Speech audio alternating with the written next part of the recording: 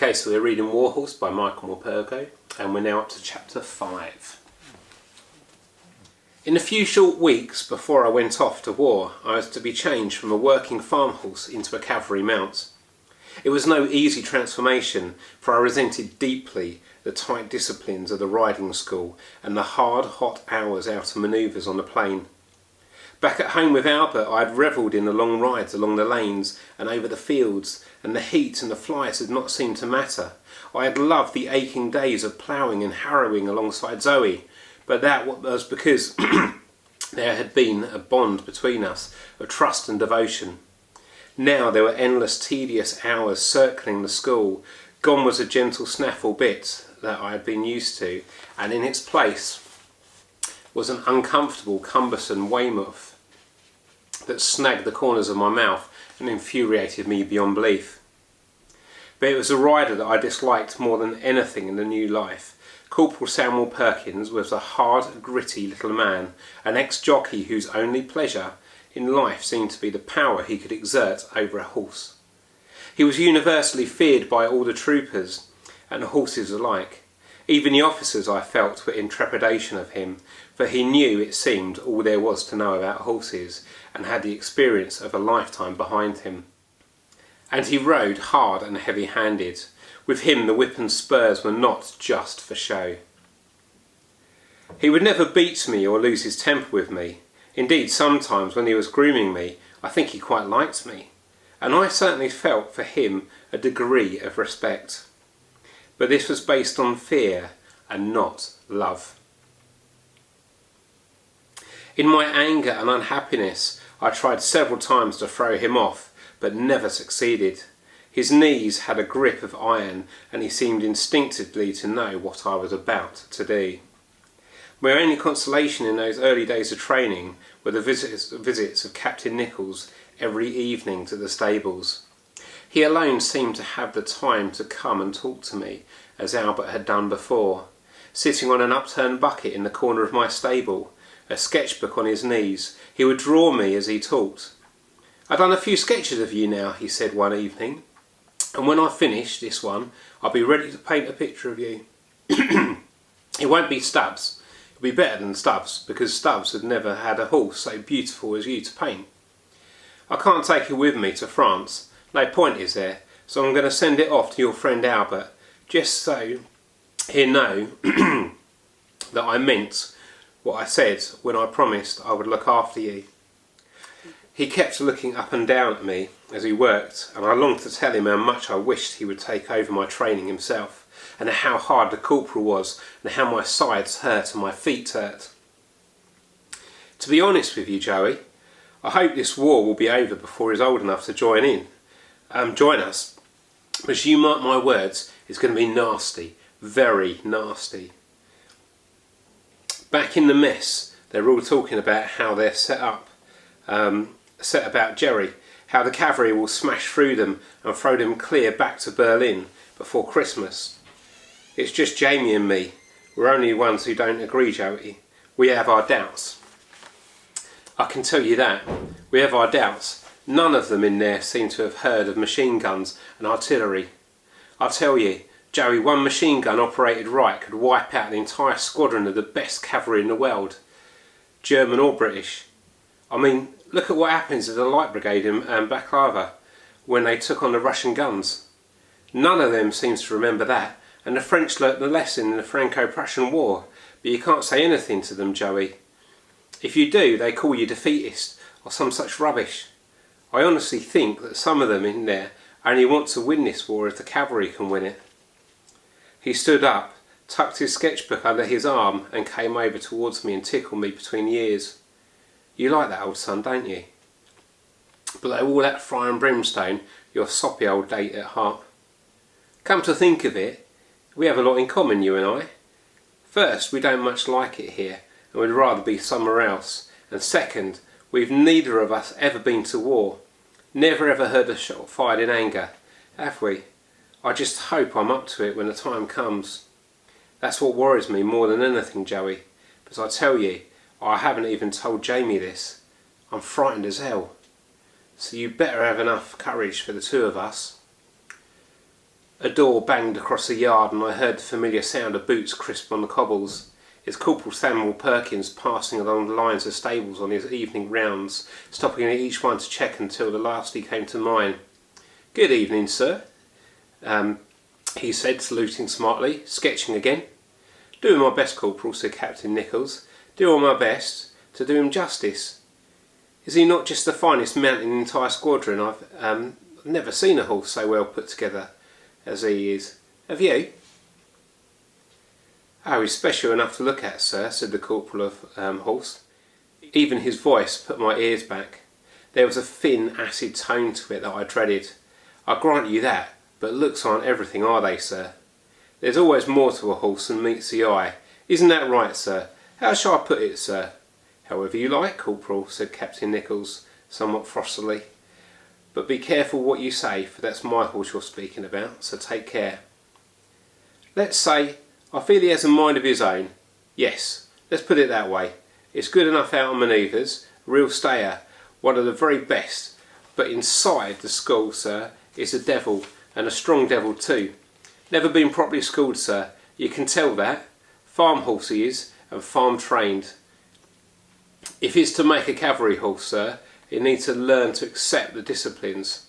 He'll have to learn how to obey instantly and instinctively. You don't want a prima donna under you when there's bullets start flying." "Fortunately, Corporal," said Captain Nichols, "fortunately this war will be fought outdoors and not indoors. I ask you to train Joey because I think you're the best man for the job. There's no one else better in the squadron, but perhaps you should ease up on him just a bit. You've got to remember where he came from. He's a willing soul, he just needs a bit of gentle persuasion, that's all. But keep it gentle, Corporal, keep it gentle. I don't want him soured. This horse is going to carry me through the war, and with any luck out of the other side. He's special to me, Corporal, you know that, so make sure you look after him, as if he's your own, won't you? We'll leave for France in under a week now. If I had time, I'd have schooled him myself, but I'm busy trying to turn troopers into mounted infantry. A horse may carry you through, Corporal, but he can't do the fighting for you. And there's some of them still think they're only be needing their sabres when they get out there. Some of them really believe that flashing the sabres around will frighten Jerry all the way home. I tell you, they've got to learn to shoot straight. We'll all have to learn to shoot straight if we want to win this war." "Yes, sir," said the corporal with a new respect for his voice. What's more, he was more meek and mild now than I had ever seen him. "And Corporal," said Captain Nichols, walking towards the stable door, "I'd be obliged if you'd feed Joey up somewhat. He's lost a bit of condition, gone back a bit, I'd say. I shall be taking him out myself on final manoeuvres in 2 or 3 days, and I want him fit and shining. He's to look the best in the squadron." It was only in that last week of my military education that I began at last to settle into the work. Corporal Samuel Perkins seemed less harsh towards me after that evening. He used the spurs less and gave me more rein. We did less work now in the school and more formal work on the open plains outside the camp. I took the Weymouth bit more readily now and began to play with it in between my teeth, as I had always done with the snaffle. I began to appreciate the good food and grooming and the buffing up, all the unending attention and care that was devoted to me. As the days passed, I began to think less and less about the farm and old Zoe and my own early life, but Albert, in his face and his voice, always stayed clear in my mind despite the unerring routine of work that was turning me imperceptibly into an army horse. By the time Captain Nichols came to take me out on those last manoeuvres, before we went to war, I was already quite resigned to, even contented in my new life. Dressed now in full field service marching order, Captain Nichols weighed heavy on my back as the entire regiment moved out onto Salisbury Plain. I remember mostly the heat and the flies that day, for there were hours of standing about in the sun waiting for things to happen. Then, with the evening sun spreading and dying along the horizon, the entire regiment lined up in the echelon for a charge, the climax of our last manoeuvres. The order was given and drawn given to draw swords, and we walked forwards. As we waited for the bugle calls, the air was electric with anticipation. I passed between every horse and his rider, between horse and horse, between trooper and trooper. I felt inside me a surge of excitement. Then I found it difficult to contain myself. Captain Nichols was leading his troop, and alongside him rode his friend Captain Jamie Stewart, and on a horse I had never seen before. He was a tall, shining black stallion. As we walked forward, I glanced up at him and caught his eye. He seemed to acknowledge it briefly. The walk moved into a trot, and then into a canter, and I heard the bugles blow, and caught the sight of his sabre pointing over my right ear. Captain Nichols leant forward in a saddle and urged me into a gallop. The thunder, the dust, the roar, the men's voices in my ears took hold of me and held me at a pitch of exhilaration I had never before experienced.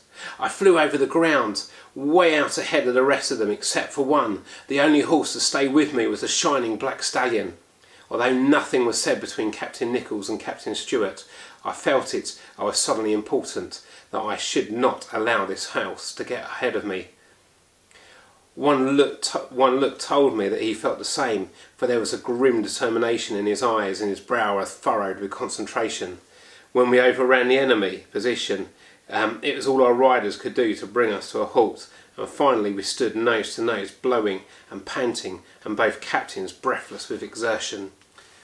"You see, Jamie, I told you so," said Captain Nichols, and there was such pride in his voice as he spoke. "This is the horse I was telling you about, found in the deepest Devon, and if we had gone on much longer, your Topthorn would have been struggling to stay with him. You can't deny it." Topthorn and I looked warily at each other at first. He was half a hand or more higher than me, a huge, sleek horse, his head held high with majestic dignity.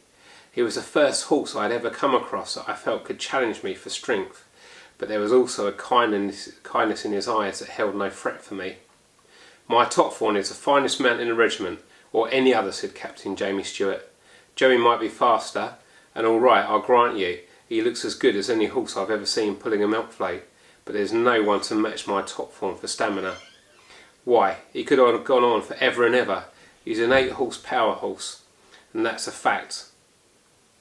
On the way back to the barracks that evening, the two officers debated the virtues of their respective horses, whilst Topthorn and I plodded along shoulder to shoulder, heads hanging, our strength sapped by the sun and a long gallop. We were stabled side by side that night, and again on the boat the next day we found ourselves together in the bows of the converted liner that was to carry us off to France and away to the war. And that's the end of chapter 5.